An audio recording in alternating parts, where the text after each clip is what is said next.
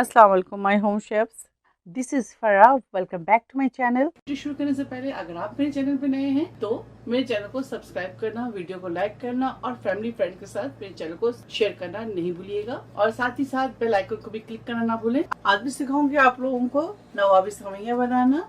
3 table spoon butter, हरगिज इसको तेल के साथ नहीं बनाइएगा, बटर के साथ सेवइयों को तैयार कीजिएगा। ये देखिए, इस तरह से सेवइयों को बिल्कुल बारीक बारीक चूरा कर लें। और यहाँ हमारे पास से 300 ग्राम सेवइयाँ।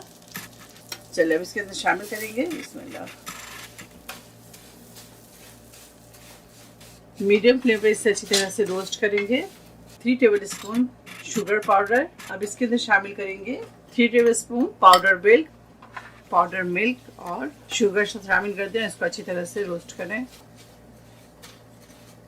देखिए हमारी सेवइयाँ अच्छी तरह से भुन गई है। अब इसे निकालेंगे। 2 कप मिल्क यानी कि हाफ लीटर मिल्क को थोड़ा सा बॉईल होने दें। दूध के अंदर एक उबाल आ जाए। अब अलग से हाफ कप दूध ले लें। रूम टेम्परेचर लीजिएगा। मिल्क के अंदर डालेंगे कॉर्नफ्लावर, डालेंगे इसके अंदर 2 table spoon, custard powder 3 table spoon. इसको अच्छी तरह से मिक्स करेंगे। वनीला पाउडर, अगर आपके पास वनीला पाउडर नहीं है तो आप इसकी जगह वनीला एसेंस यूज कर लें। यहाँ मैंने यूज किया है हाफ टी स्पून। तो भी अच्छी तरह से मिक्स करेंगे साथ ही। चलिए अब इसके अंदर शामिल करेंगे शुगर।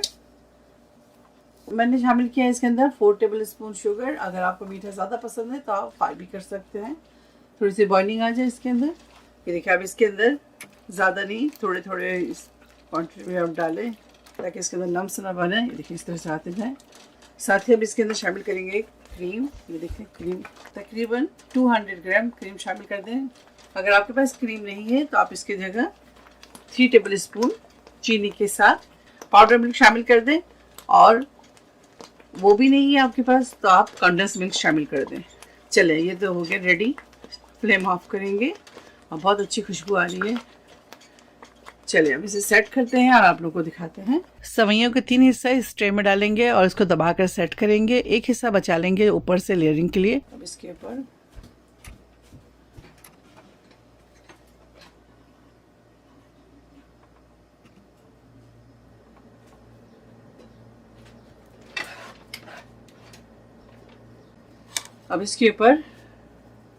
इसकी लेयर लगाएंगे।